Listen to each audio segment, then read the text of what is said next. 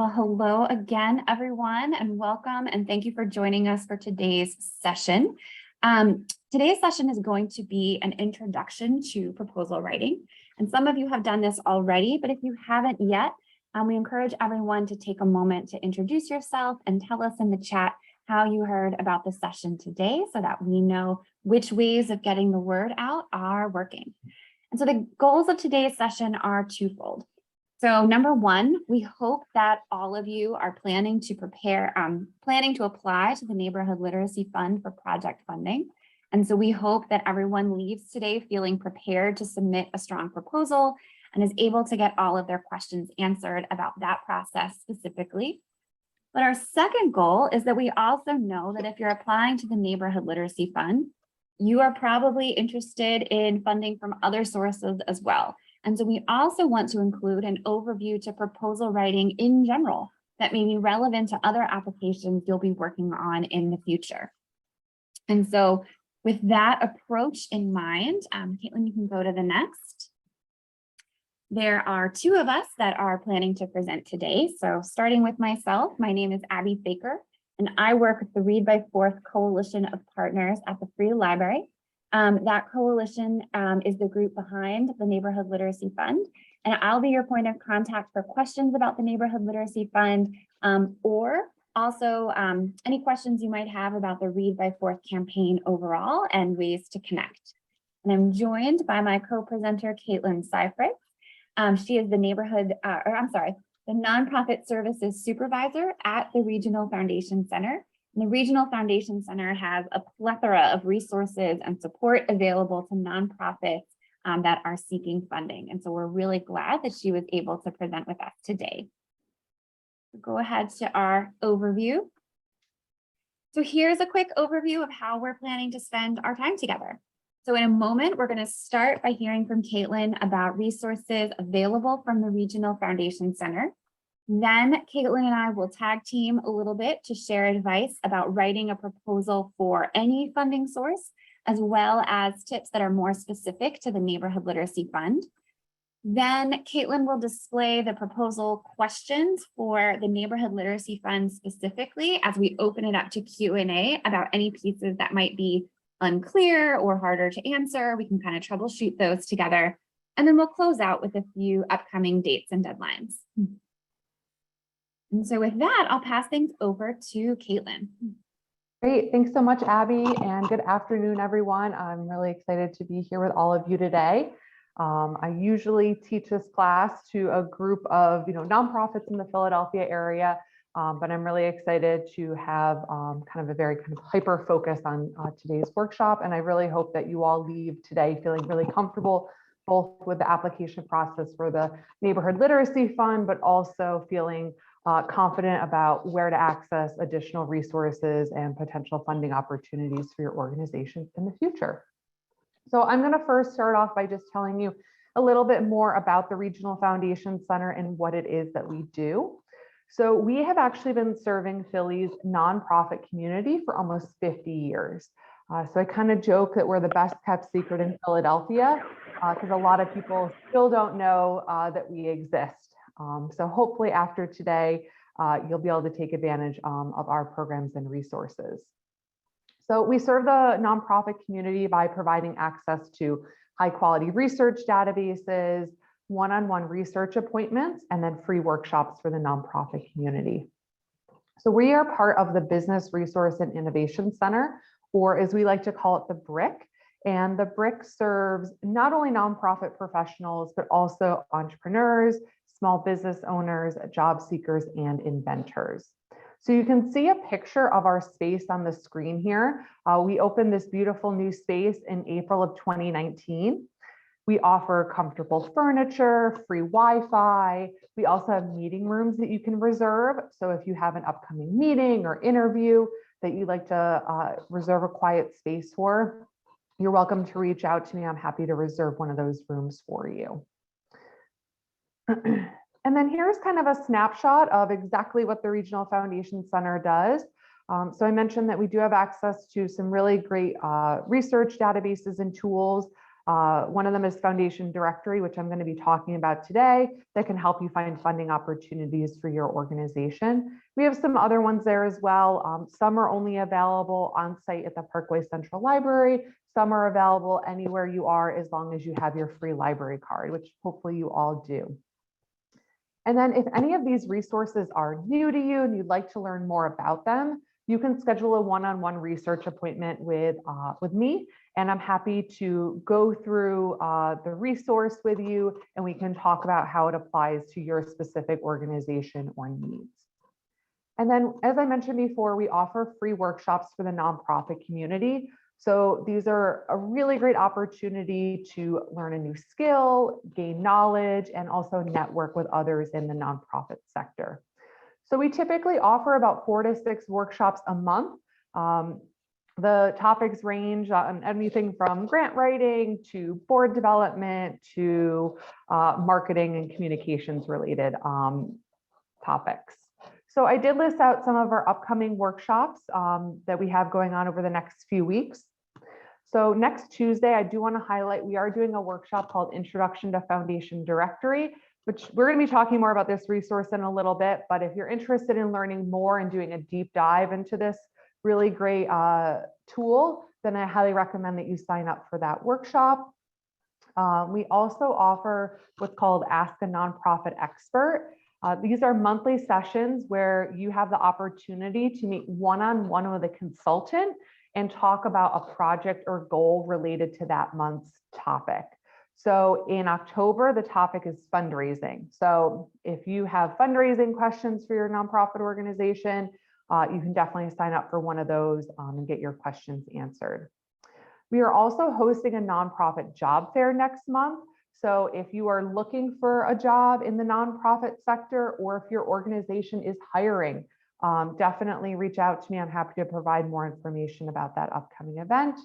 And then for any of you on the call today who are maybe thinking about starting a nonprofit or are in the very beginning phases of starting a nonprofit, we are doing a workshop next month called Is Starting a Nonprofit Right for You?, where we will go over the legal and kind of logistical things related to putting together a successful nonprofit organization. So I recommend everyone check out our website, freelibrary.org/nonprofit. That's where you can find all of our upcoming events. You can see our resources. You can request an appointment. We also have a video content library on there. So if you're interested in any of our past classes, we have a number of our most popular classes listed on the website, and you can watch the recordings of those.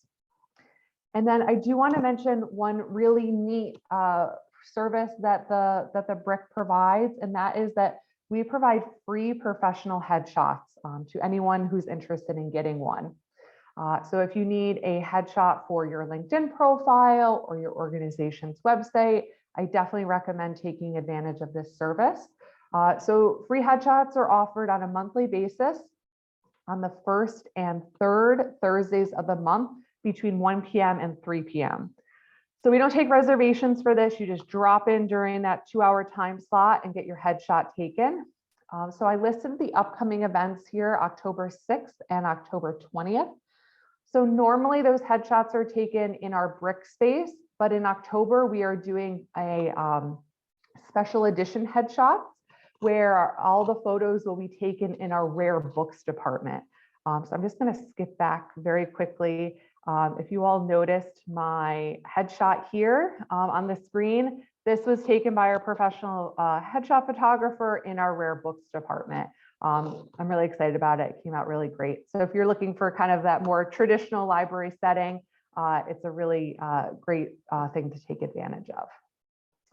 All right, so that is a little bit more about us, but I'm going to pass things back over to Abby, who's going to talk a little bit more about the Neighborhood Literacy Fund. Great. I first want to just make an added plug for the resources that Caitlin just described. I talked to a partner recently who about a year ago was getting started with a new nonprofit and attended a couple of the workshops that the Regional Foundation Center hosts on how to identify potential grant opportunities. Like, what are even the funding sources that are out there, and how do you use the databases that can help you find those opportunities. And she followed up that workshop that she attended with one of the one-on-one kind of counseling coaching sessions that Caitlin described. And she had a phenomenal experience. She told me it was so helpful. And so I just wanted to pass that along to all of you who might find it helpful as well. But moving on to the Neighborhood Literacy Fund. So in case this is the first presentation that you have heard about the Neighborhood Literacy Fund, we wanted to start with that little bit of background information about what it is. So it is a fund designed to support community-driven solutions to the early literacy crisis in Philadelphia by awarding up to $2,000 for projects that will help grow Philadelphia's young readers. The initiative was born through a partnership between the Read by Fourth Coalition and Vanguard Strong Start for Kids. Just in case you're not yet connected with Read by Fourth, we are a citywide coalition of many partners that are working together all over the city to protect every child's right to read. You do not have to be a Read by Fourth partner in order to apply. But we will make sure that all of our applicants receive information about the coalition so that you have the invitation to learn more and become a partner if it feels like a good fit for you. You can go on to the next, please. And so here is a little bit of information that might be familiar if you attended the information session last week. But these are the core things to keep in mind as you develop your proposal, because this is what the selection committee is going to be looking at and considering as they choose among the applications that come in. So number one, as we just described, the committee, or actually the first thing that the committee is going to be looking for is a strong sense of how your project is going to support early literacy. One of the resources to look for on the fund's website is an overview of early literacy skills. And I encourage you to pull out one or two to really think about in your application, how is your project going to support these very specific early literacy skills that we describe. Number two, we'll ask on the application about your connections within the community. You know, what are your existing relationships? What work have you been doing in the community already? Who in the community is helping to develop the proposal that you're submitting? That's going to be important to the selection committee. Number three, we want to prioritize organizations that might have limited access to traditional grant funds. And so the way that we're going to get at this in the selection process is there's a question asking about your organization's annual budget size. And simply the organizations that report smaller budgets will get more points on the rubric so that it will be slightly weighted in their favor. And so with that in mind, some organizations or some individuals might be applying with a fiscal sponsor, and fiscal sponsors are often larger organizations that have access to a larger budget, right? And so the number that you want to put as your budget would be your budget and not the fiscal sponsor's budget. And just unmute if that's not making sense the way I'm explaining that.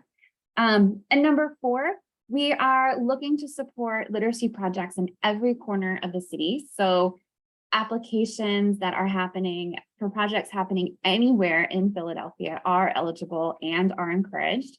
But we are putting an emphasis on North Philly, West Philly, and the Southwest, because the selection committee identified that those are the areas of highest need when looking at early literacy test scores. And so they wanted to award some extra points on the application as well for projects that are taking place in those zip codes. So any questions on those elements before I pass things back to Caitlin? Abby, one question did come in the chat. So Joanne was wondering, she collaborated with a third grade classroom for over 5 years in Philadelphia, but her nonprofit is located in Glenside, and she's wondering if she should apply as an individual.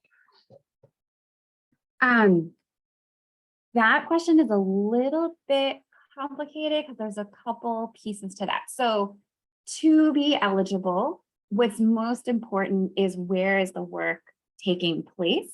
So assuming you're planning to apply for something with that same school relationship in Mount Airy, that's totally eligible, and it doesn't matter that your nonprofit is based in Glenside. just applying as an individual versus as a nonprofit, there are some other considerations there that we describe on the website, but let me think through some of the things to think about. So in general, if you have a nonprofit or you have an organizational affiliation to apply under, in most cases, that probably makes sense. If you don't have a connection with a nonprofit or an organization to apply under, you are still eligible. We do want to make sure that individuals are eligible, but there are a couple of things to be aware of, which is that just because of how tax requirements work, if the Free Library Foundation were to make a check out to you and you apply it as an individual, that would then show up on your personal income taxes as though it would look like taxable income, right? The cutoff to note there is that it would show up on your personal taxes if the award was over $600. And so just some things to think through, right? So if you decide to apply as an individual, we want you to be aware that it could show up on your personal tax statement, and then think through, do I need to then keep my proposal request under $600? Or am I comfortable with the tax implications of going a little bit over? All of that's to say, it is a tricky situation. And I'm going to find on the website, as Caitlin is presenting, the link that describes some of your options in more detail, and then suggest a follow-up conversation with anyone individually that is considering applying as an individual. Thank you for the thumbs up, Joanne. I feel like I was a little bit scattered in that response. Oh, and I see someone is located in 19147. Anyone working in Philadelphia is 100% eligible. So I don't want anyone to be thrown if you don't see your zip code listed on the slide. If you do see your zip code listed on the slide, you can just feel good that you're going to get 1 or 2 extra points on the selection committee's rubric. But it does not just, you are still eligible and encouraged to apply as long as your work is in Philadelphia.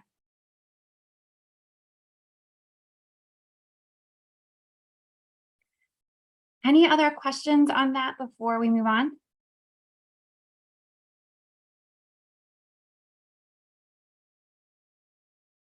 Okay. All right, back to you then, Caitlin. All right, thank you, Abby. So for today's purposes, I'm going to be talking about some broad concepts and general best practices for proposal writing, but throughout the presentation, and as has already happened, Abby and I will be providing additional context and information as it specifically relates to the Neighborhood Library Fund. So as Abby said before, our hope today is that you will walk away from this session, not only with the ability to submit a great application to the Neighborhood Literacy Fund, but also other funding applications that you submit in the future. So we're going to start our conversation by talking about the proposal writing process as a whole, which involves planning, which is what you need the money for, research, who you will approach, writing, which is how you're going to put all this together, and then follow-up. So what you do once a grant or a proposal has been submitted. So we're going to talk about each of these steps in a little bit more detail, and then also share some best practices. So that first step is planning. So again, what you need the money for. So before you can even start searching for funding opportunities, you really want to have a clear idea of the project that you want to get funding for. So in our case today, you are all very much aware of what you're looking to get funding for. It's based on what the Neighborhood Literacy Fund is looking to fund, and that's great. But you may find other opportunities to apply for funding in the future. So it's really important to think through what it is you need to get funding for. It's going to help your research be more focused. Also, you can get a bigger variety of prospects if you can think of different ways to describe your project. So I know this step probably sounds really obvious, what I need the money for. Of course, I know what I need the money for, but it's really important to actually sit down and write out and articulate what exactly it is you need funding for. So when you're thinking about that, you want to be able to answer these questions. Who are you serving? Where are they located? And what are you doing for them? So being able to answer these questions will help give you a better sense of exactly what it is you're looking for, so that when you do start to research funders, it's going to be easier to find a match between what it is you're looking to get funding for and what it is a funder is interested in funding. So here is an example. So let's say we have an organization that is providing after-school programs for youth in Philadelphia. They might answer these questions in this way. So for the question, who are you serving? They might say youth ages 5 to 12. For the question, where are they? You are going to say Philadelphia. And you're always going to want to think about your geographic focus. So to Abby's point before, this specific fund is only funding projects that take place in Philadelphia. So in the future, you may come across other funders that have similar geographic stipulations. Some will say we fund any organization in the Delaware Valley region. Some will say that we fund nationally, but it's important to think about where it is you're doing the work. And then for the last question, what are you doing for them? For our kind of example organization, we may say that we are providing after-school programs with a mix of academic programming, recreation, and cultural activities. So your organization may have one project or program that you're looking to find funding for, or you may have several different projects or programs you're looking to get funding for. In which case it may be helpful to answer these questions for each of the programs and projects housed within your organization. And then from there, you'll be able to research funders who are interested in those different programs or projects.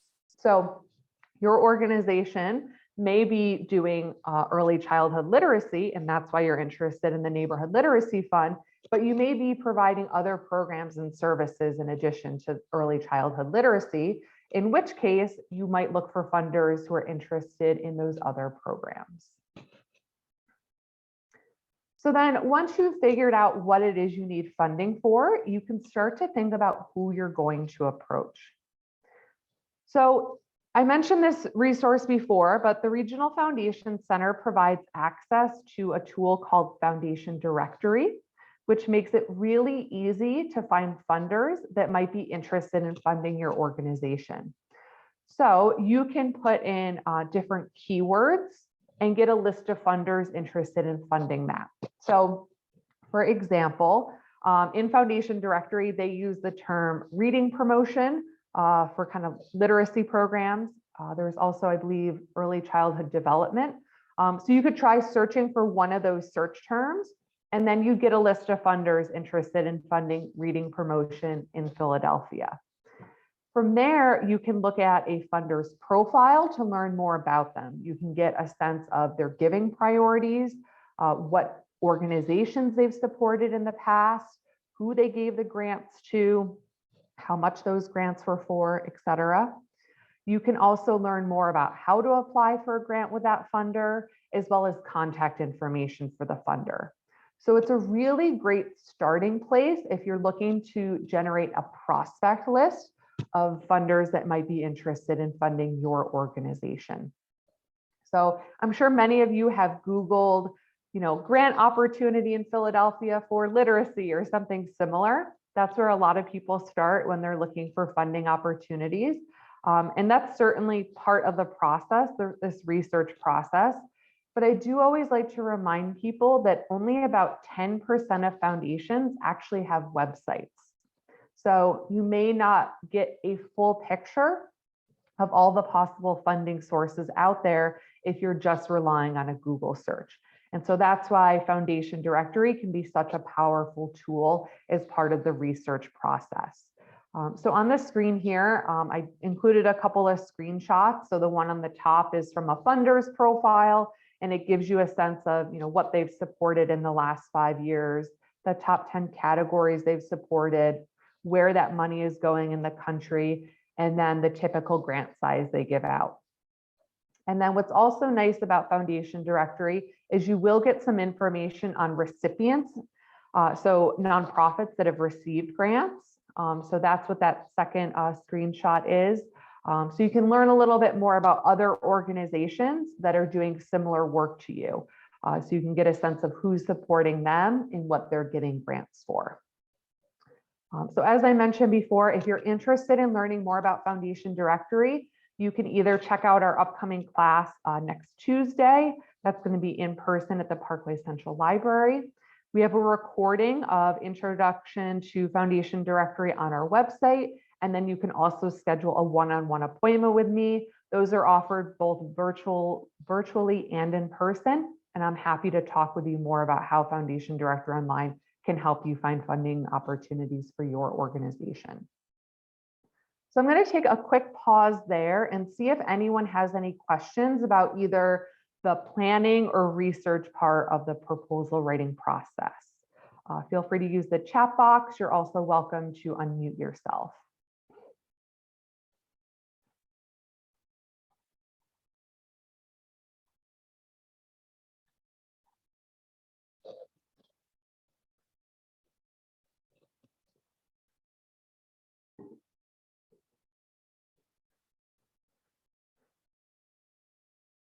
And thanks, Abby, for dropping the link to the upcoming class, as well as the recording of our of that class that we did a few months ago. All right, if no one has any questions, I'll move on to the next section, but feel free to drop your questions in the chat, and there'll be more time for questions later on if you think of something else afterwards. All right, so the writing piece is really how you put this all together. So you figured out what it is you need funding, you've researched funders that you think are going to be a good fit based on what you're looking for and what they support. Now it's time to put it all together into a proposal and send it, to a funder who is going to be interested in funding that. So I want to first start by talking about formatting. So pretty much all funders these days are using online formats. This can take different shapes. Some have, a form they fill out online that they want you to fill out online. Some have you, just answer questions and submit those. So each funder is a little bit different in that sense, but pretty much all of them are being submitted online. But no matter what format the funder requires, the types of questions they ask are often similar. It's also important to note that some funders will not have a specific format at all. And like I said, they might just ask you to provide answers to a series of questions. So regardless of the format, I always recommend that you put together a boilerplate proposal for every project or program that your organization is looking to get funding for. So it's a really good way to think through all the questions that a funder might ask, regardless of what format you will eventually put the information into. So in addition, it's often really hard to write and edit your proposal in the limited space and character restrictions that most online applications provide. So it can be really helpful to have a basic template, simple Word document or Google document from which to copy and paste information from right into online applications. Also, with a lot of online applications, you can't save your work while you're going through the application. So you want to make sure you don't lose any of that information. If you start doing something, you get distracted, something comes up, you get to a question you're not sure how to answer. So having this boilerplate document or template document can make things so much easier. But even with this boilerplate or template document, you want to remember that a proposal is like a resume when you're looking for a job, and you want to tailor it to meet the job description, or in this case, the funder's guidelines and interests. So unfortunately, the application you put together for the Neighborhood Literacy Fund is probably not something that you're going to be able to send to 5 other funders, though the questions they may ask may be similar. So having a boilerplate language about your organization that will go into every application can be really helpful, but you do want to make sure that you're answering the questions and tailoring your grant proposal to the specific needs and interests of that funder. So with that being said, I'm going to pass it back to Abby, who's going to talk a little bit more about the Neighborhood Literacy Fund application. Sure. Caitlin, a question just came through for you in the chat asking how specific do we have to be when looking for funders? Could it be that there are funders that have more financial resources but are located outside of our city? Is that still a valid search? What would you suggest? So in Foundation Directory, at least when it comes to kind of this geographic focus question, if you're doing work here in Philadelphia, then you'd put in your geographic focus as Philadelphia. Any funder who's interested in funding Philadelphia will then show up on your search, regardless of where they're located. So a funder may be based in New York, and if they're interested in funding organizations in Philadelphia, they will show up on our list. And then as far as how specific you should go, we get into this more in our Introduction to Foundation Directory class, but you will have to choose from a list of search terms to describe the work it is that you're looking to get funding for. So if you go super broad, like education, you're going to get thousands of search results. But if you go super specific, you may only get 5 or 10 search results. So I usually recommend people play around with their search terms a little bit and figure out what that sweet spot is. And also, just try to make sure you're tapping into all the potential funders that you can. So I hope that answers your question. Thank you. So looking now for a moment at the Neighborhood Literacy Fund application itself, a moment ago, I put a link in the chat to the website where you can click through to open up the application form. As Caitlin said, it's very common these days. Our application form is online, and we do recommend drafting your responses on a separate Google Doc or Word document so that it's really easy for you to copy and paste all of your responses at one time. That will also make it easy for you to have a record of what you submitted. Although if you email us, we can also send a copy of your application back to you. That just doesn't happen automatically with our system. Going on to the next, there's just a quick recap here of the key proposal elements that the selection committee is going to be looking for. So the vision of literacy, how your project advances literacy skills, community relationships, your access to grant funds, and whether or not your project is in one of the priority zip codes, although again, understanding that anything in Philadelphia is encouraged. You can go on to the next. So there's a couple questions that you'll see on the application related to budget.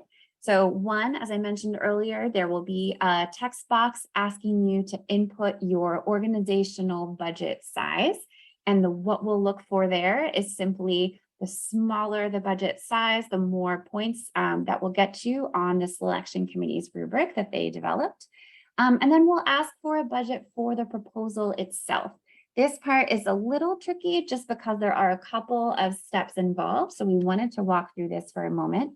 I took a screenshot you can see here of what that question looks like on the application form. And it says, make this a bit larger. It says, attach a budget listing project expenses. Here's a template if you need one. And so as it says, it is an optional template. If you have your own format that you use to develop your budget, that's fine. Our template is just intended to make it easy and give you a sense of the information that they are looking for. And really the committee just wants to see that you've thought through the project expenses. And they want to see that the expenses that you list add up to the overall amount that you are requesting from the fund. And so if you decide to use our template, you can click on that bit.ly link right there. You can go to the next. that will then open a Google Sheet that looks like this. Because this is a Google Doc, everyone who clicks on that bit.ly link will see the same version. And so the reason that it's not editable is we don't want one person to edit their information and then have those changes show up for everyone else, right? So that's why we have instructions there to go to File, create a copy so that you can edit that template with your own information. And then we ask you to save that document and upload it back to the website. When you save a copy of the budget form to upload back to your application, we encourage adding your name in the file name, just to make it easier for us to sort through the budgets as they come in. You can go to the next. So that's what I was just referencing. Once you have your file saved, you'll click Attach File and upload it back with your application. Any questions on that?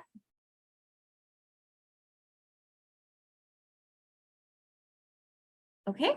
So Caitlin, back to you for what funders want to know. And I'll just kind of briefly add, as far as the budget goes, some funders will actually look at your budget first when you submit an application to them before they look at anything else. They just want to make sure the numbers all add up. And it's also important that you're not adding things into the budget that are not being talked about in your grant proposal either.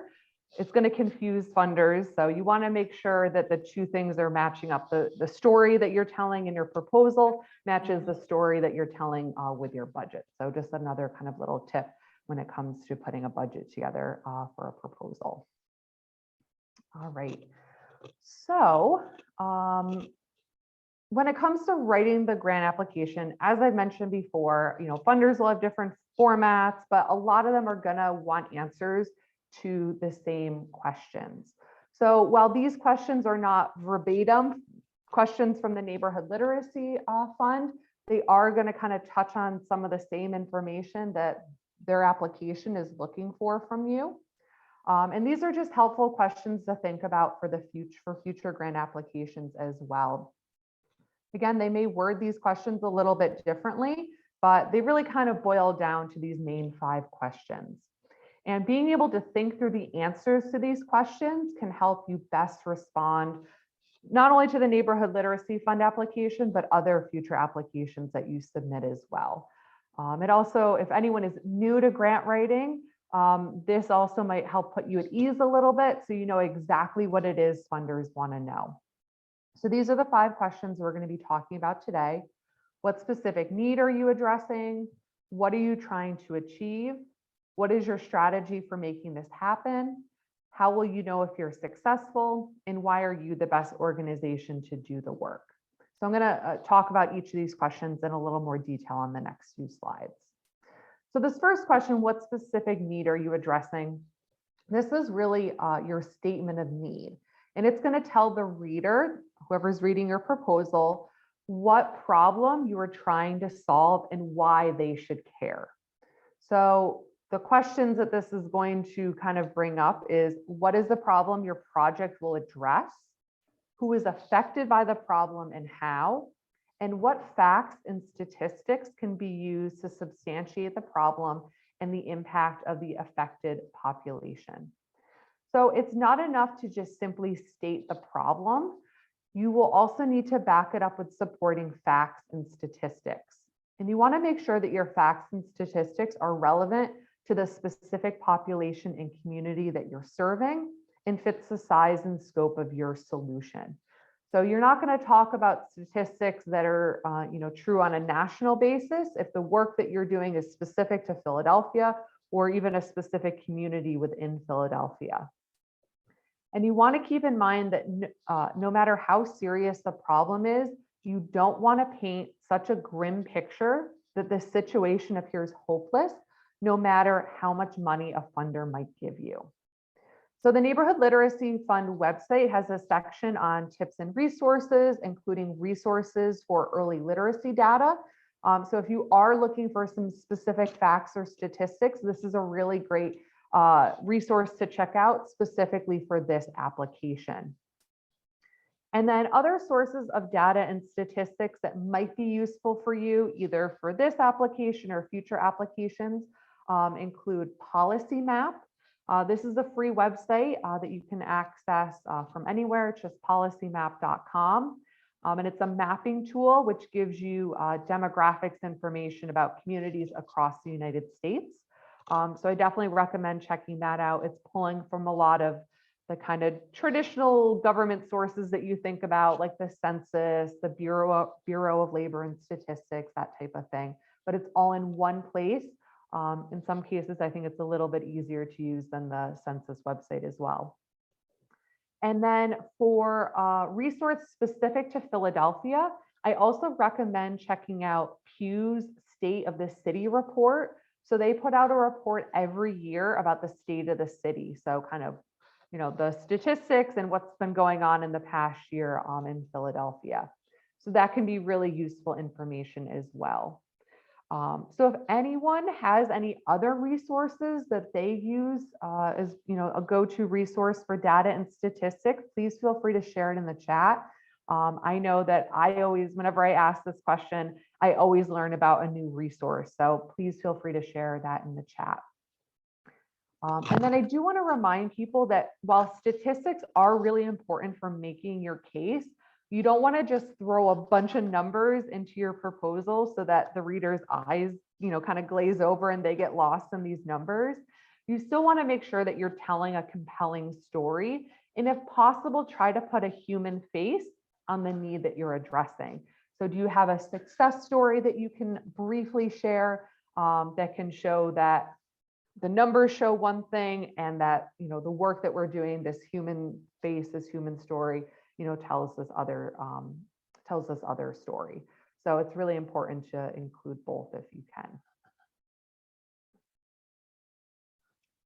All right. So our next question is, what are you trying to achieve? So this is really going to kind of get answered in the project description piece of any proposal that you write.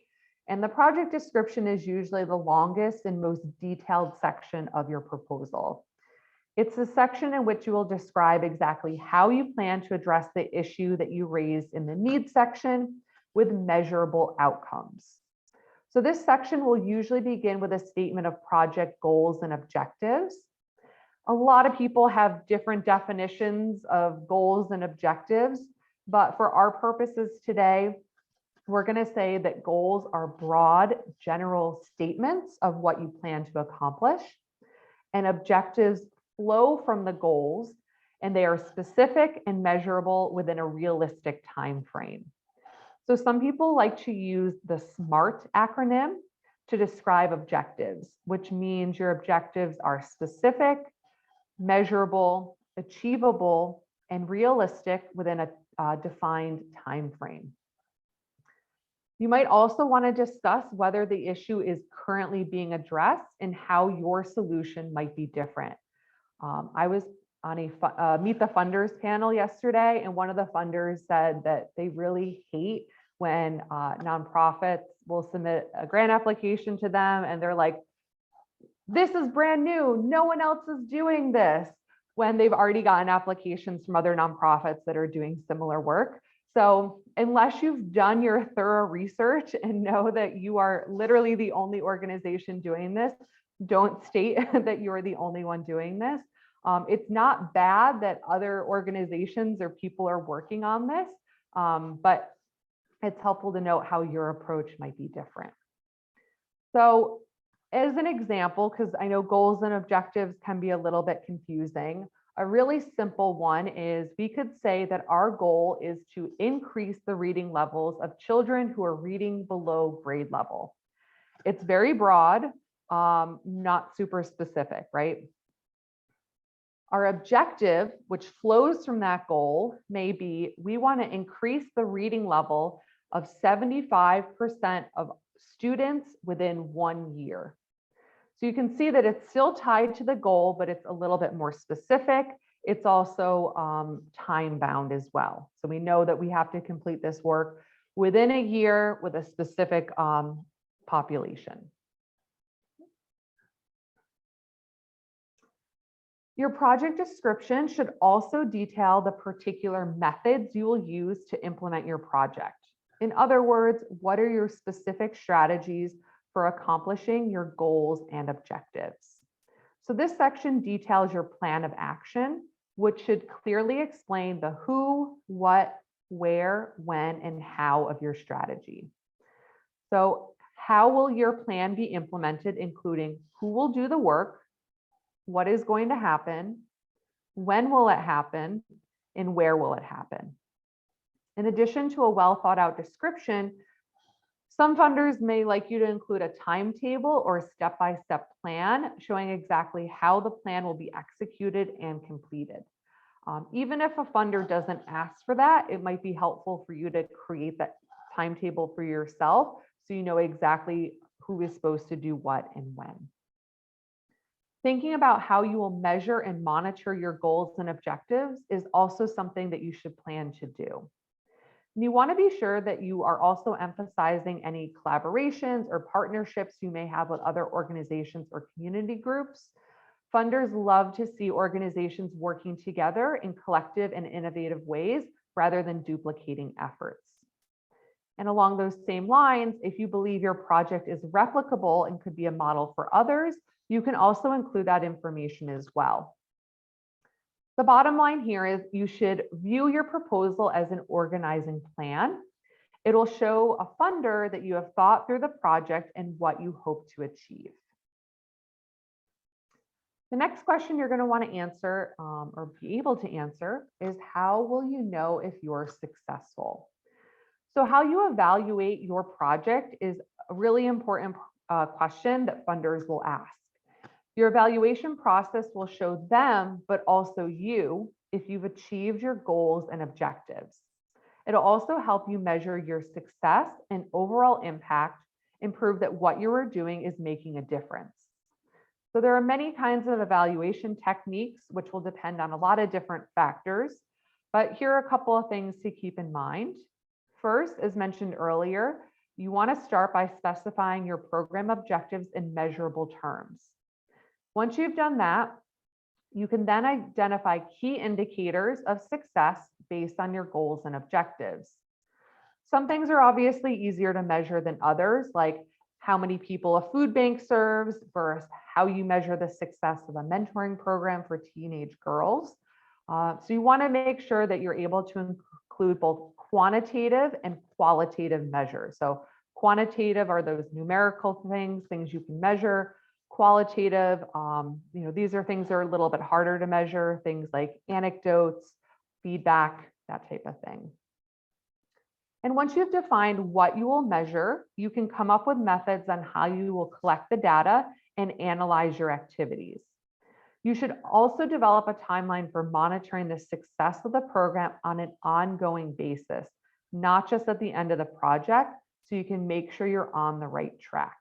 So this is really important. You don't want to get to the end of the project and realize, oh my gosh, we're not going to be able to do it we said we were going to do because you weren't checking in periodically. So that's a really important piece of this. So does anyone want to share how they track or measure success for a specific program or project at their organization? If you'd want to share quantitative or qualitative things that you measure. I know the quantitative is always a little bit easier to come up with, but if anyone wants to share quantitative or qualitative, I think it might be useful for other people in the workshop today. Feel free to use the chat or unmute yourself.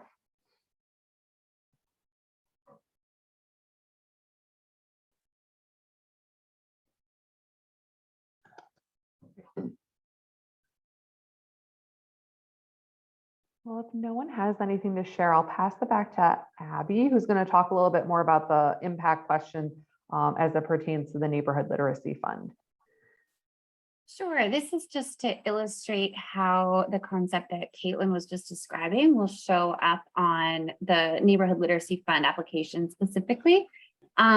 We're aware that projects of this scale are not going to have a robust evaluation plan. We're hoping that this question doesn't cause stress for anyone. But we do want to know, how do you know if you're successful? Are there a certain number of attendees that you are hoping to reach? Are you hoping to distribute a certain number of books? Are you just looking for positive feedback from attendees?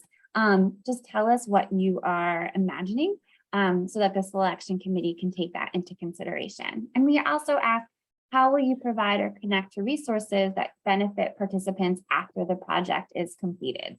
So any other questions on that?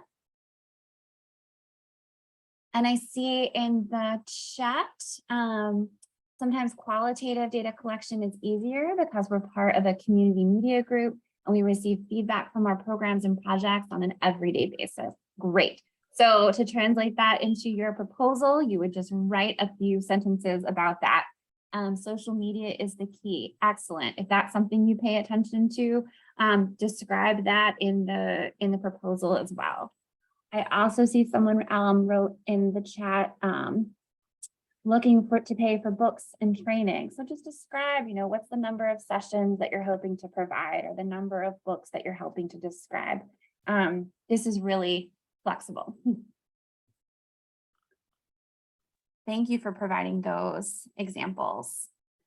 Great. Yeah, those are great examples. I know this is something that all nonprofits struggle with, no matter how big or small they are. But it is definitely something to kind of start to think about as you are applying for funding opportunities, not only for, like I said, for funder purposes, but also for your own purposes as well. Every nonprofit wants to know that what they're doing is making a difference. So thinking about how you're going to track that information.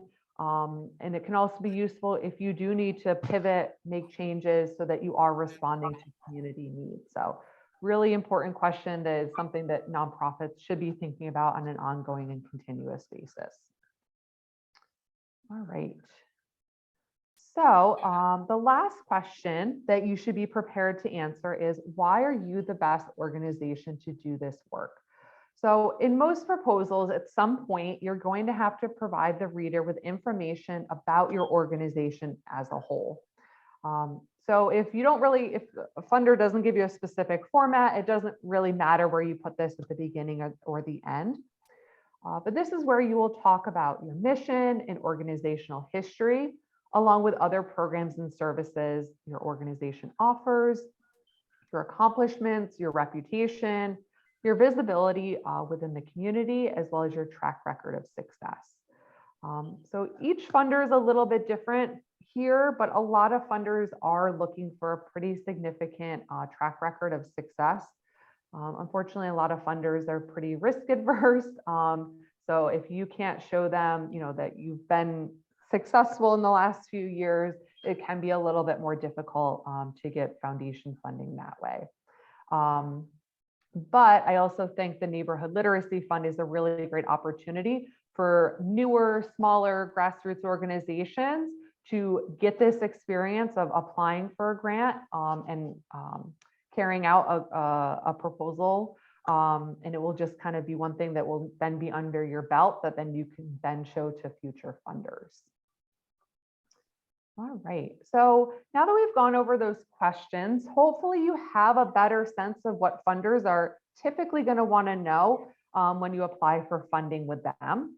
So I do want to talk about some best practices. So these are just some things to keep in mind as you're putting together your proposal.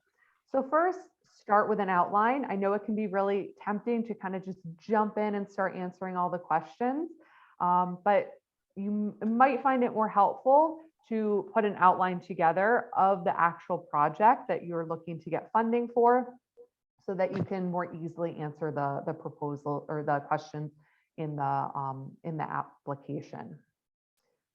You also want to make sure that you keep the language clear and concise. So funders, I promise you, funders do not care that you're using fancy language or jargon or flowery language.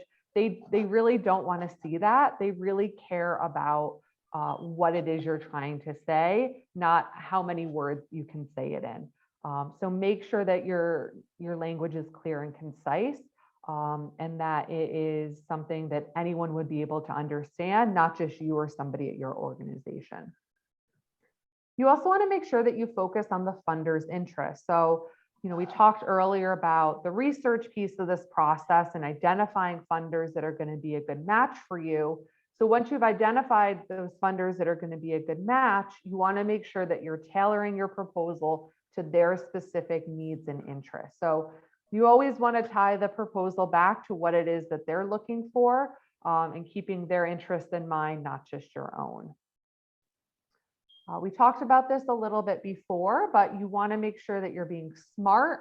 So again, that's specific, measurable, achievable, realistic, and timely when you're thinking through the outcomes, goals, impact that you're looking to achieve.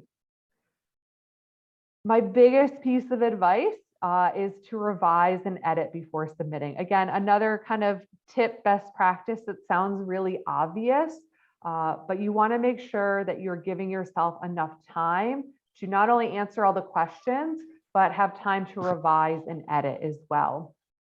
If you have the opportunity to have somebody outside of your organization or outside of this project read over your responses or your application, please take advantage of that. They're going to be able to point out any typos that you might miss.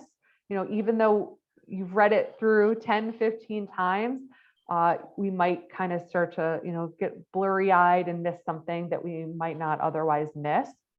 It'll also help you get a sense of whether you are not using that clear and concise language. Maybe you are using too much jargon that somebody outside of your organization isn't going to understand. So it's really important to build in time in the process of putting this together to revise, edit, and if possible, have somebody else read over your application. And then you always want to make sure you're following the funder's guidelines. So this can be everything from, what it is they fund, to the word count they've given you, to how to actually submit the grant. It's really important because, the best kind of indicator of, whether or not you're going to be able to, carry out what you say you're going to do is just being able to follow some basic instructions. So does anyone have any questions about what funders want to know or best practices? I know some things came through in the chat. I can take a look at those.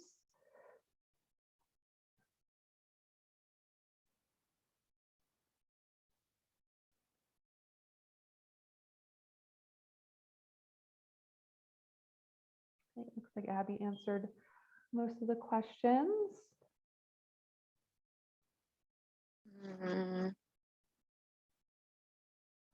So then the last piece of the proposal writing process that I do want to talk about is the follow-up. So this is one that I think a lot of people don't really think about, but this is what you should do once a decision has been made. So I think this is really important, not just for the Neighborhood Literacy Fund, but for all applications you submit in the future. So first, what do you do if the answer is yes? So first off, congratulations, you've received the grant. So we definitely recommend sending a thank you letter to the funder. It's a great opportunity to, state once again how the work you're going to do aligns with the funder's interests. And you can, talk about, what you hope to achieve by working with them. You always want to make sure you keep the funder informed. So if you hit some major milestone, certainly let them know. If you're having an event, you can invite them to it. They might not be able to attend, but it's nice that you've included them. You also want to make sure that you're responsive. So if a funder does reach out to you and ask you for a report or whatever it is, some piece of information about the project, you want to be responsive and get back to them as soon as possible. And then you also want to make sure that you do what you said you were going to do. So this is important for a couple of reasons. Mainly, if a funder is open to funding you again in the future, they're not going to fund you again if you weren't responsive and if you didn't carry out the project that you said you were going to do. So it's really important to kind of pave that way for future funding requests. I'll also add that if something is going wrong with the project, something big happens and you don't think you're going to be able to do what you say you're going to do, don't just ignore it and wait till the end of the project. Reach out to the funder and let them know. They might be able to provide some type of support for you. They might tell you you can extend the period for the project. Whatever it is, let them know so they can help you sooner rather than later. And then what I think is actually more important to think about is, what do you do if the answer is no? So first of all, it's not personal. There are, a lot of organizations out there competing for the same funding. So sometimes there's just not enough money to go around. So if you can, find out why your proposal wasn't funded. So some funders will explicitly say that they are happy to provide feedback if they did not award you funding. Always take advantage of that if you can, because it can not only help make your proposal to that funder in the future stronger, but it might make your other proposals stronger as well. Some funders don't provide feedback, so I always tell people it doesn't hurt to ask, but you shouldn't always expect that they will provide feedback.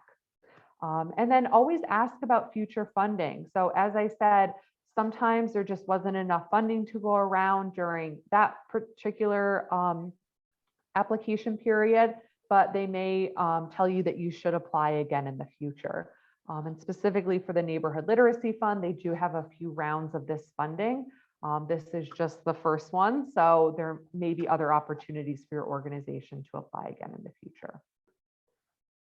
So any questions? There are a couple questions I see in the chat that I want to address by sharing some more details about what we're asking for with the final report. So the final report is something that we're asking everyone to submit after their project is completed. If your project wraps up in February, you can submit it in February. If you need to take until June, that is fine too. And there's two basic questions, and I'm just going to go ahead and read them here. So number one, overall, did your project meet the goals that you set out to achieve? Tell us a bit more about why or why not. Number two, we'd appreciate your advice to help us prepare for the next round of the Neighborhood Literacy Fund. What parts of the process did you find most helpful, and how can we improve for next time? So thinking of the question here about how often do we have to track our data, that is really up to you and how you want to structure and approach your project, knowing that at the end, all we want to know is, did you reach your goals? Why or why not? As for how the report will be submitted, we are giving you 3 different options for how to answer those 2 questions. So number 1, you can send us an email with your responses. Number 2, you could record a brief video on your phone. Or number 3, you can contact us to schedule a phone call or Zoom meeting, and we can have a conversation. I'm reading through the comments here to make sure that I answered all the questions adequately. So what do we do in case that we missed the goal, even if that is by a small amount?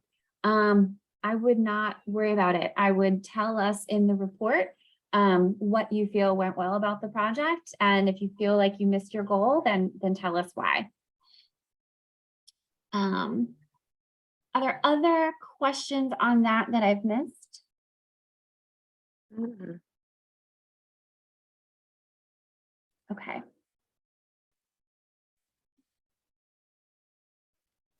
All right. So I've laid out the main questions for specifically for the Neighborhood Literacy Fund here on the screen.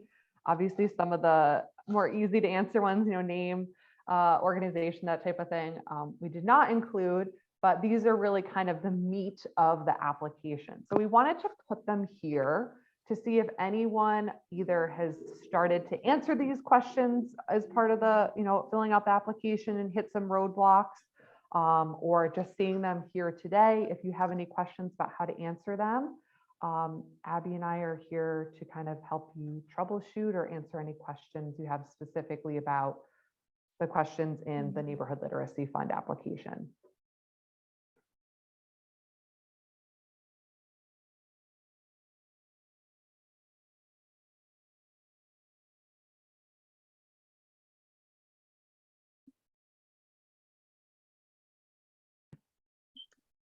if you're doing a project where you're going to use teachers, the expense of the payment for the teachers would come out of the grant? It depends how you structure it and whether or not you have access to other funding sources for the teachers. With the Neighborhood Literacy Fund, you can request up to $2,000 to spend on your project as you need to. So in some cases, you might need all of your project expenses to come out of that $2,000. In other cases, maybe the school you're partnering with has another source they can pull from, and you can combine those funding sources together. That would be at your discretion. Okay, thank you.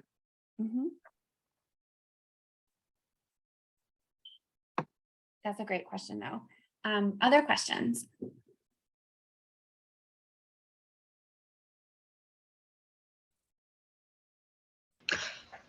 I have a question for you.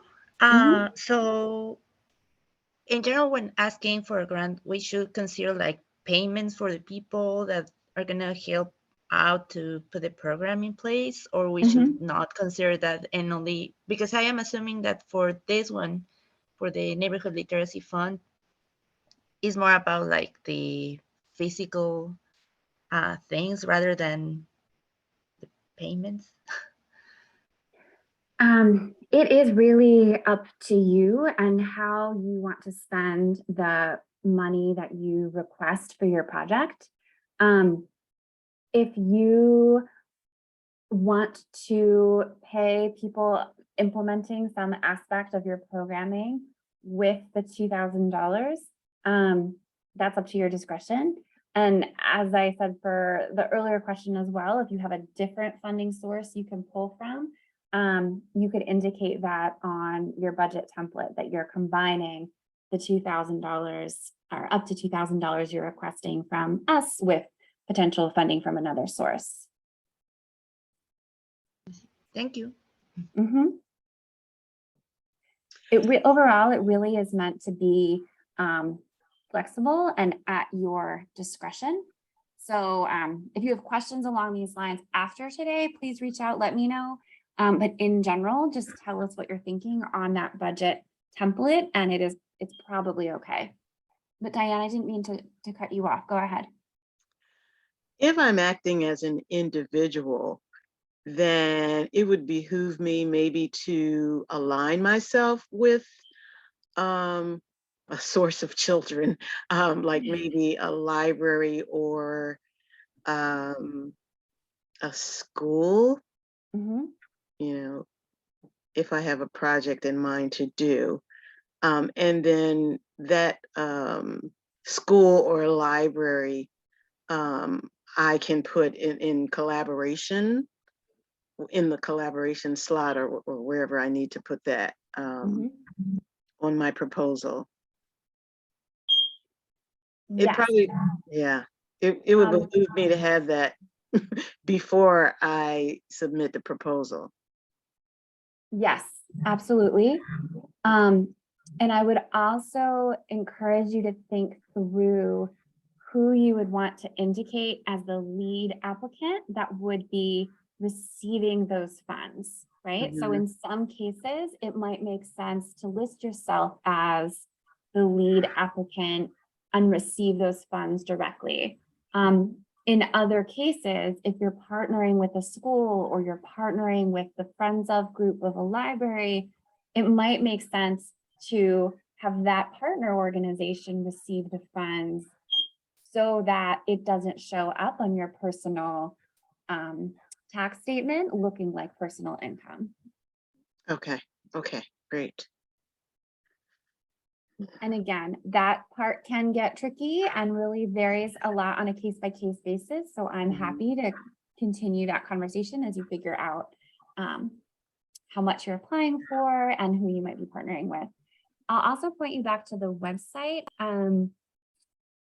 There is a section called Tips and Resources with like a rotating slide deck of links. One of those resources has information about how to find a fiscal sponsor so that if there isn't a natural partner that emerges as you develop your project, you can check that out as well.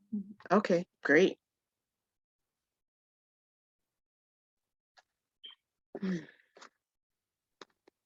These are great questions. What else have we not answered yet?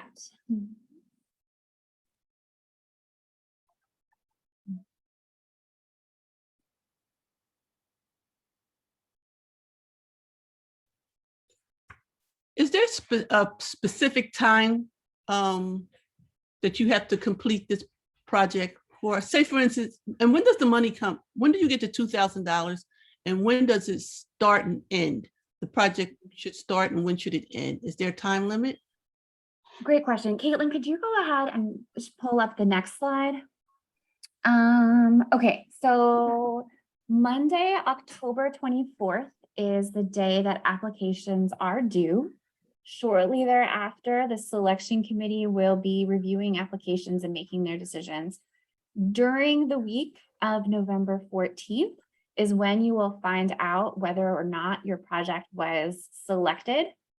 At that point, we think it will take up to a month to get the funding to you. And what happens during that time is that if your project is selected, you will get an email that says, congratulations. Do you want to receive a check in the mail? If so, fill out this form to tell us your address that we should send it to. Or do you prefer to receive your funding via direct deposit? If so, fill out this other form so that we can pay you via direct deposit. Depending how quickly you can get that information back to us, we'll submit it to the Library Foundation's finance department as quickly as we can. And they then need a couple of weeks for the funding to make its way through the channel, and either it'll probably get to you a little bit faster if you choose the direct deposit option, or it'll make its way through the mail system if you choose to receive a check in the mail. So that's why we ask you to plan for about a month between when you find out and when your funding will arrive to you in hand. After that, we're asking for projects to be completed within 6 months. You can complete your project anytime within that 6-month period.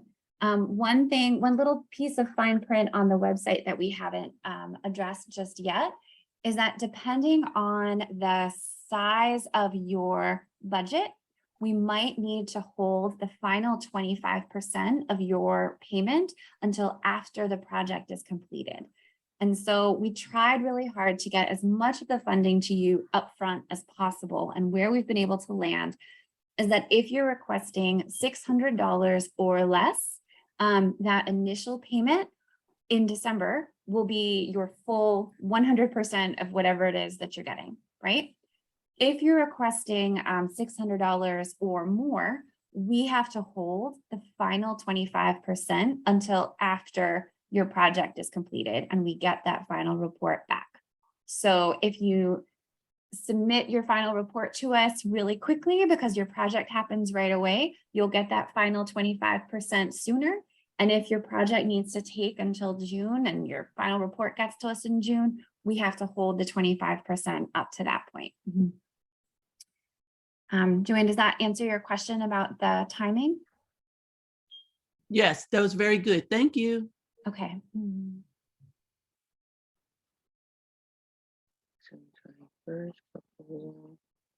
Okay. Other questions? Abby, is this the first time that they're presenting this grant to people, or or can you give us an example of someone who has received this grant? I know you've been a partner for a while, so you might remember a project that was kind of similar. That was maybe 5 years ago now. But this neighborhood literacy fund is new. And so this is the first round. And we will be really interested for everyone's feedback throughout the process so that we can improve anything that needs to improve for the next time. So it's hard to give an example of what might be funded. We're really kind of curious to see what people come up with. Anything that, as we said earlier, advances early literacy skills, we're excited to hear about. And do you have, do we have access to you or Caitlin if we need someone to look over our application before we submit it, or we should just go ahead and submit it? Yeah, I think we'd be happy to do that, right, Caitlin? Oh, okay. Email us, and then between the two of us, we'll figure out who the right person is to be that second set of eyes. And just a word about my role in the selection process. I work for the Read by Fourth Coalition, helping to convene partners around a number of issues. And so I'm going to be supporting the selection committee in pulling them together. And I will be your primary source of contact for any questions that you might have. I am not a voting member of the selection committee, so I have insight into what they've been talking about, but I'm not going to be one of the decision makers in that process. Caitlin's email is on the next slide to come, but I'm going to put it in the chat for you.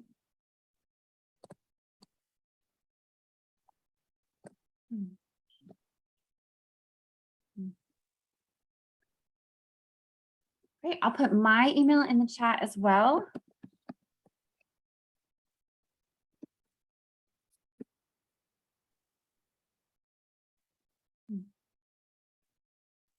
Any final questions before we wrap up? Hello, could you give us a minute just to copy this information before we sign off? Yeah, sure thing. Okay, but thank you so much for this very informative workshop. I'm ready to take this information back to my various community groups and see what we can do to further our mission. That's great. Thank you so much. If you want one link to copy and save, perhaps go for the Google Doc link that I just added, because that includes all of the other links that we shared during the presentation today. I'm really excited you all were here, and I am just, I don't know, feeling energy from your enthusiasm about the projects that you're going to be submitting. So thank you so much for your interest, and thank you for being here with us today. Really, truly look forward to hearing from you over the next few weeks. If you have any feedback or suggestions about today's presentation, I will keep the room open for a few minutes as people log off. Happy to hear your thoughts, or you can send me an email anytime as well. All right, thank you, everyone. Thank you. If you have, if part of your expenses is to buy supplies and you don't use all of your supplies, what happens? Do you hold on to them, or the place where they go? Or... That is a good question. I think that is probably a pretty common thing that happens when people get funding. Maybe just add a sentence or two in your final report about how you're planning to use them in the future. Okay. You know, if you're not sure, we have tons of partners that need supplies all the time. So you could tell us, you know, I have some books left over, whatever it may be, and we'd be happy to help connect you with someone that could put them to use. Cool. Cool. Where are you thinking of doing your work, since you mentioned looking for possible partnerships? I'm actually thinking of a library or maybe a preschool. Okay. Where I may do a series of workshops centered around a book. Okay. Yeah. Any particular neighborhood or TBD? I'm thinking about the library, which is on 52nd Street, 52nd and Sansom. Thinking about that library, and there's another one off of Haverford. just off of 56th Street. That's great. So it primarily the West Philadelphia area. And I'm Okay. thinking maybe 3 libraries that I could do.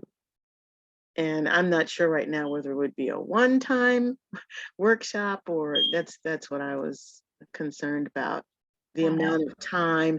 I mean, is it something that you have to do? The more time you're going to spend with children might mean that your project would be more favorable, or suppose it's one time Mm-hmm. with 3 to 5 different libraries. I mean, 3 to 5 different neighborhood libraries. Would that be looked upon as less time? I don't know. Yeah. I would just reflect for yourself which approach you think would have the most impact and what would be the best use of your time. That's Mhm. not something that the selection committee has identified any preference around. Okay. Are you connected yet with the West Philadelphia Reading Captains? Not yet. Not yet. My next thing would be to go to the library and tell them what I'd like to do Mm-hmm. and see if they would like to get on board with me. Awesome. Well, I mentioned it because they are a really active group and partner with some of the same libraries that you just mentioned. Okay. They also have some funding, I don't know how much, but they have some funding available to each region of reading captains. And so something that happens periodically is that when reading captains develop projects that they want to work on together, they then at their regional meeting decide how they want to access those funds to help keep their projects going.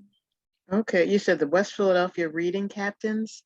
Yes, I'm gonna put, there's actually another woman named Diane, who would be your contact, and I'll put her email in the chat for you in just a moment. Great. Okay. I just need to find, oh, she just emailed me. So here is her email at the top of my inbox.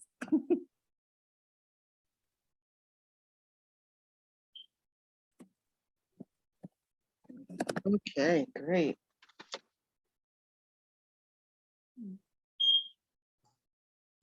Hello, this is Carolyn. I was thinking about providing material and training. The material, of course, would be physical. The training would be a manner of seminars and conferences online, and you could access it, at your time when you have time available. And my main concern, and I can fit this into your time. I just feel as though it's really ongoing from preschool all the way to 4th to reach our goals. But for this specific program, I said, okay, I can just tailor this within that 6 months. And matter of fact, I can make that training and the materials available. And this is to 82 different sources, 82 different preschool learning centers. Okay. So that, and this is the reason why I feel as though if we can really affect 5 kids, that's awesome. But if we can do 50, then we can have a greater impact. And so that's why I want to do the larger number as opposed to the smaller number. And after this particular program funding neighborhood is over, I still want to continue for the 6 years, from age 3 all the way to age 9, and make sure that we are reaching those benchmarks all along the way. For this program, I guess I'd have to just tailor it down to fit within it and, make it fit within the time frame that you have. Yes, I think I love that idea of thinking big and ambitious and long-term. Unfortunately, the scale of this particular funding opportunity is just going to be a slice of that vision. So I would just encourage you to think about which piece do you want to focus on and move forward in those 6 months with the up to $2,000 that we're able to provide.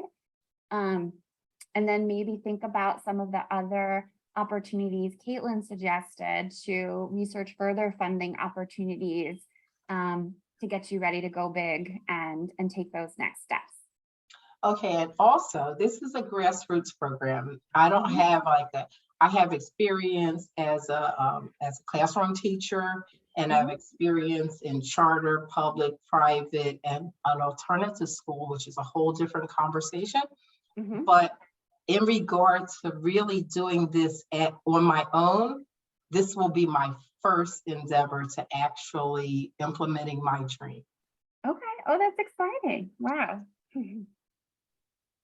Okay, so I don't have a track record, but I do have a reputation because I have talked to people in various schools, love the program, but funding might have been an issue or time was an issue. But would you want me to use those people that I've talked to? Everyone says, oh, this is an awesome program. This is really wonderful and whatever, but we've never really gotten it off the ground. So I would like to get it off the ground myself. And, you know, do I need to have any kind of a resume? Oh, yeah. No, I think the application does not ask for a resume, and I would really just enter into the application exactly what you just told me, maybe with a couple of examples of who specifically you're going to be partnering with based on those past conversations. As Caitlin mentioned earlier, sometimes some of the larger foundations can be reluctant to be the first one to fund a new organization or a new initiative. And so we're excited that the Neighborhood Literacy Fund might be a way to help people get started so that when you apply for future funding, you can cite us and say that you've already received funding from this other source. Thank you very much. I'll just add really quick that I agree with Abby. I think this is a really great opportunity for organizations or individuals who are in that kind of startup phase and are looking to build that track record. You might also want to explore working with a fiscal sponsor, maybe not for this project, but in the future, because you can tap into their organization's 501c3 status, their name recognition, their track record of success, and apply for grants using their name, their 501c3 status. But either way, this is a really great way to kind of get your feet wet and start to build that track record. Okay, and how would I know that you mentioned it, but the fiscal sponsors, how would I tap into them again? Yep. So so Abby mentioned there is a link on the Neighborhood Literacy Fund website. You're also welcome to reach out to me. I have some additional resources as well. There are a couple organizations here in Philly that will specifically serve. They already have fiscal sponsor programs set up. One is the Urban Affairs Coalition, but you could also work with a nonprofit that's doing similar work or is able to provide the audience you're looking to tap into and see if they would be willing to serve as a fiscal sponsor for you. It might be a little easier to work with somebody who's already familiar with this type of relationship than kind of starting this from scratch. But Abby put the link to the fiscal sponsorship webinar that we did. I think it was last year now. Information is still relevant. And there's a lot of great resources in that webinar and linked in the description. But also reach out to me if you have additional questions. Okay, thank you. You're welcome.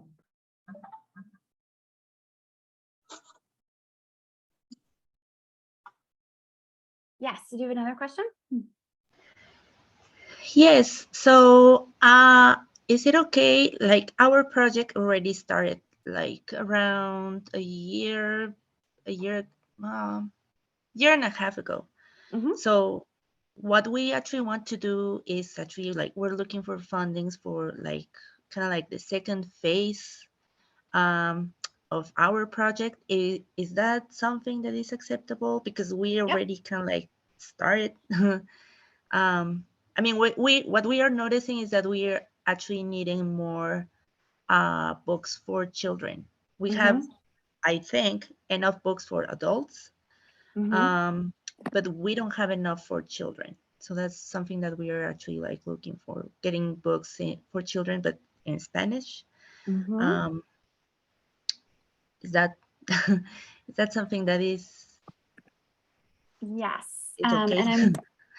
And yes, it is totally okay. And I'm putting a couple links here in the chat just in case they're helpful for the future. So these are both blog posts on the Read by Fourth website. So one is a listing that our home libraries working group put together on some of their recommended sources for where to purchase bilingual children's books from a number of vendors. And then the second link is where to find book donations or books for free from organizations like Treehouse Books and a handful of others. And then there's another opportunity that is going to come down the pike later this year, and I'll make sure that everyone here today gets added to our Read by Fourth newsletter so that you hear about it when it exists. But it's going to be a funding source to get grants. Actually, there's two possibilities. What I'm thinking of that's not available just yet is something called the Book Wish Project, where you can apply for funding to purchase books from the First Book Marketplace. And then one of the websites listed here does already allow you to apply for funding from First Book. I haven't looked recently to see how strong their bilingual and Spanish language collection is. But I think it's definitely worth at least checking out because they are able to support a number of organizations with their book purchasing needs. Thank you so much, Amy. Sure. Okay. Any other questions?